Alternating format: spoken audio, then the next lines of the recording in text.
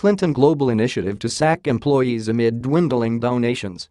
The Clintons are moving ahead with plans to downsize their controversial foundation's network of offshoots, a decision carried out as the powerful family's political influence wanes and its once lengthy donor list shrinks.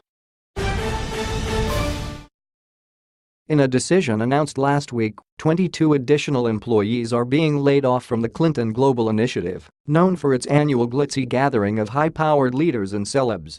The layoffs are tied to a decision to shutter CGI that originally was announced in an August 22 letter from former President Bill Clinton.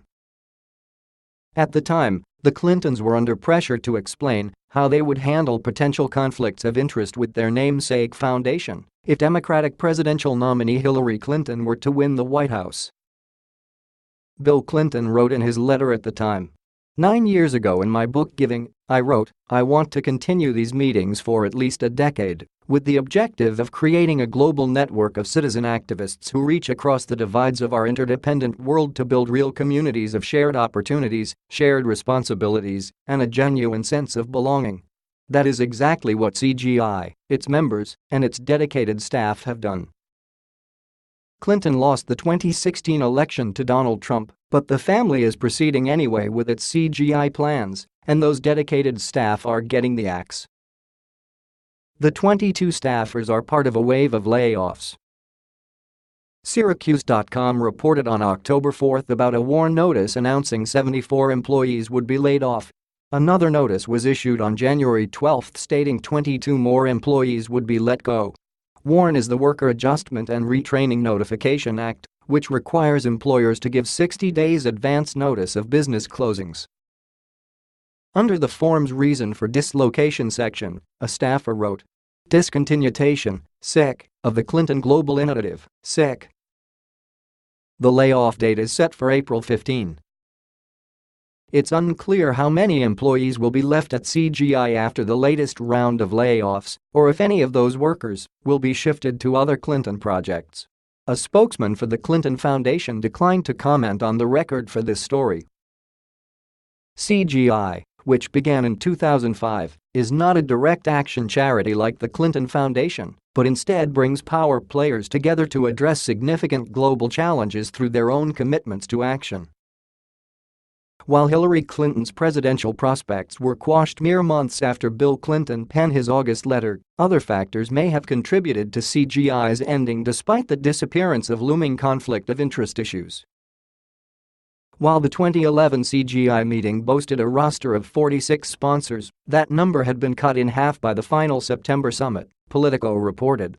And since Clinton's presidential election loss in November, other donors have cut back or stopped giving to the overarching Clinton Foundation too. After 10 years and more than $88 million in donations, the Australian government decided against renewing its partnership with the foundation. Norway reduced its giving from $20 million in 2015 to $4.2 million in 2016. The final CGI event came only days before anti-secrecy website WikiLeaks released a trove of emails from the account of Hillary Clinton campaign chairman John Podesta. Some of the emails, dating as far back as 2008, revealed internal tensions and possible impropriety among the Clintons and CGI insiders. "I signed a conflict of interest policy as a board member of GUI," top Clinton confidant Doug Band wrote in a November 17 email to Podesta in which he referred to Clinton by his initials, WJC. Oddly, WJC does not have to sign such a document, even though he is personally paid by 3 GUI sponsors, gets many expensive gifts from them, some that are at home etc. He added, "I could add 500 different examples of things like this."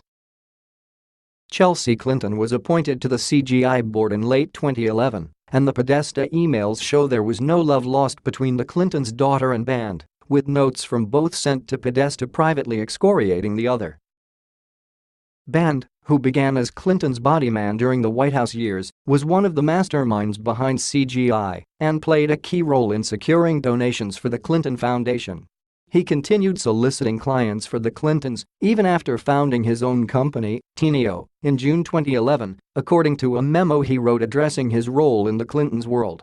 2 of the major clients secured by Band, the Coca-Cola Company and Barclays Capital, did not sponsor CGI in 2016, Politico reported, despite years of reliably donating to the event. This article originally appeared on Fox News and was reproduced with permission.